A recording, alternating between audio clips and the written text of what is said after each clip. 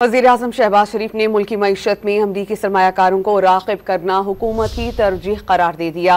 बावर करवाया कि हुकूमत ने कारोबार में सहूलत पर तवज्जो मरकूज की और कॉरपोरेट हल्कों की तजावीज़ को तरजीह दी। दौरा न्यूयॉर्क पर मौजूदा वज़ीर-ए-आज़म ने अमरीका पाकिस्तान बिजनेस काउंसिल के वफ़द से मुलाकात की। वज़ीर-ए-आज़म ने बावर करवाया कि SIFC आला सतह वन विंडो एजेंसी है जिसका मकसद सरमायाकारों के एतमाद में इजाफा, मसाइल का फौरी हल और सहूलतकारी के जरिए मंसूबों पर अमल दरामद को तेज करना है।